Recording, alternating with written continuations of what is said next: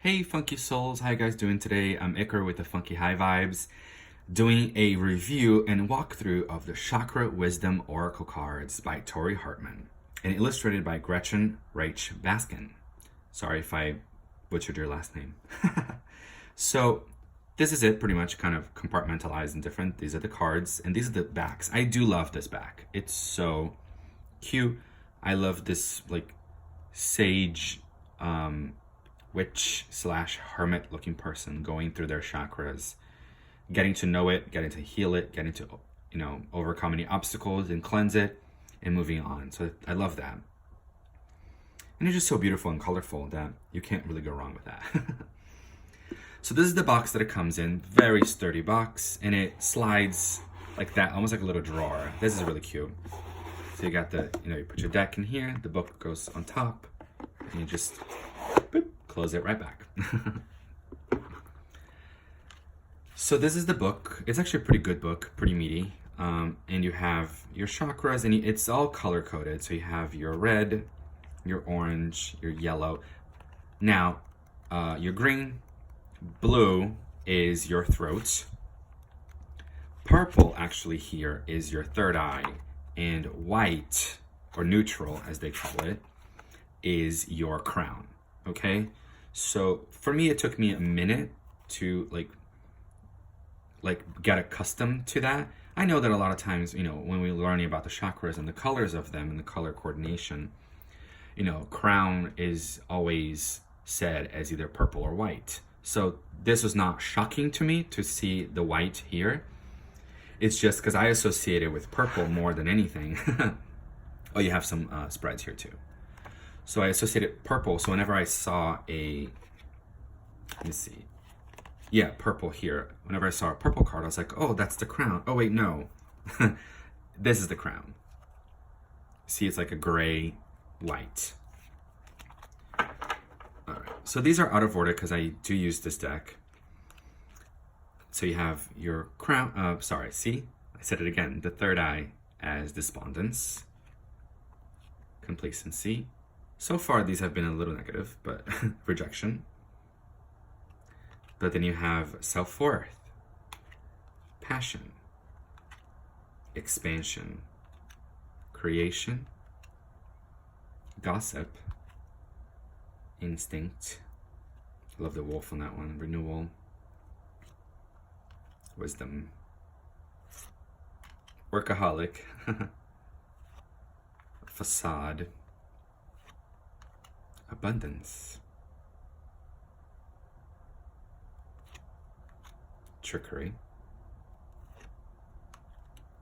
guilt. So, for the sacral chakra, we saw, what was the other one? We saw passion, right? And we saw self-worth. So those are really positive ones. So it probably means that your sacral chakra is really open and active. Now, if your sacral chakra is, you got this guilt one, maybe there's something to look at. Maybe it's blocked, right? By guilt or by something else. But confusion, same. So we got the crown. We got the card of creation earlier for the crown. But then maybe if you're confused, your crown may be blocked. Mysticism, this one's cool. Growth, joy, that's beautiful. The artwork is really cute on this deck. It's really fun and colorful. It feels like watercolors to me, like someone painted it with watercolors. It's really beautiful.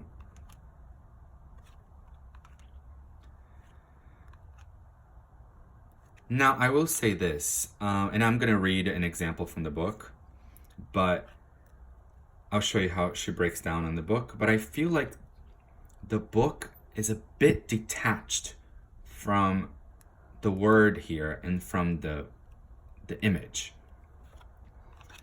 So to me, it's almost like I have to either look at the word, if I'm reading, I'm downloading something from Spirit. I either look at the word or I look at the image altogether. I'm not really looking at the book when it comes to this deck. So I look at the card more than anything.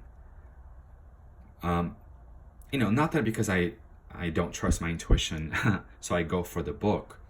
It's just, to me, the book and the images are so detached that I don't really understand.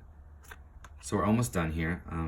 The quest, faith, and I'll show you an example from the book of what I mean. See if you guys agree with me or not. Impatience, isolation, insecurity. I also know that this person just came out with this is the Oracle cards, but she came out with a Chakra Tarot deck, which looks really beautiful. I'm not sure if I'm gonna get it, but it looks really beautiful.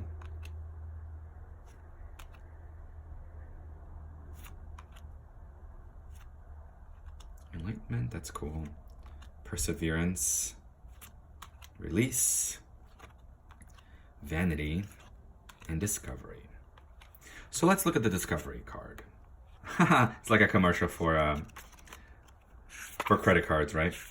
So here you go. You have chapter 1, red, overall impression, keywords, grounding, vital, sexual, passionate, energized, forceful, manifestation, intention. You have the red cards at a glance. So let's see here. Discovery. Pink from Pinkton, whatever that means. In the past, you may not have been fully prepared to face facts. Being willing to take the journey regardless of the outcome will prove rewarding. Get ready to carry a commitment through to completion. I like that. Now, so here's what she does. There is a legend. So there is a story or a myth that is attached to the cards. So the legend is, life is easy for young Pink. Okay, we have a character. He takes his gifts for granted until one day he loses Petunia, the love of his life, forcing him on an inner journey. He works hard on himself, hoping for another chance that doesn't come in desperation. He consults Sky God and learns that Petunia is incapable of receiving love. Pink recognized that Petunia's role in his life has been to expand his capacity to love. So I love that. I think that legend is really beautiful, but personally, I wouldn't call this card discovery. I would call it heart expansion. I get the discovery because it's like self-discovery or discovering why some people are in your life or why certain things happen and to discover how to overcome those things. But again, if I'm, because in a reading, if I'm reading for somebody and it's quicker, I just go by the image. I look at the image. And the image to me says the legend, right? It does talk about heart expansion and talking to the sky god or talking to your spirit guides, things like that. But I wouldn't connect that to discovery. Maybe that's just me, but I wouldn't really connect it with that. So then you have inspiration, which is, are you trying to recapture a past that no longer fits? If you are presently upset or struggling with a difficult situation, you may be seeking to keep something that is far less than what you deserve. So again, this to me would be a card of deserving of self-worth, of deserving of love, right? What are the blockages that comes with love? Versus calling it discovery.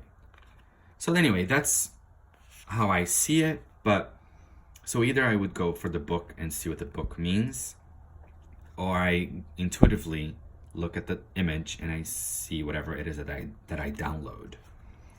But I do love that she breaks it down by, there's a legend, there's an inspiration which asks you questions, personal inquiry, so more questions. Am I happy in the situation? If you like to journal, this would be great, right? To ask yourself, how is it benefiting me? Then you have key ideas and keywords, and then in the lower part here, you have a meditation, which is really cool. So, and then she does that for everything. So you got a legend, an inspiration, an inquiry, key ideas, keywords, and a meditation. No, let's say if you get the victim for the heart, maybe your heart is blocked, right? So do the meditation to open up your heart and to let go of that blockage. So anyway, I still do love this deck and I still use it quite a bit for myself and for clients, but I tend to not look at the book so much.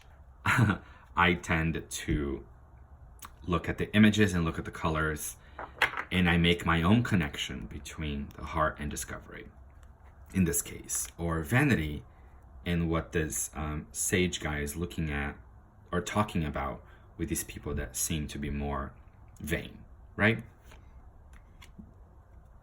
Or in release, maybe it has to do with grief, right? If you're in a cemetery kind of thing, or perseverance, talking to your guides on how to persevere and how to move forward.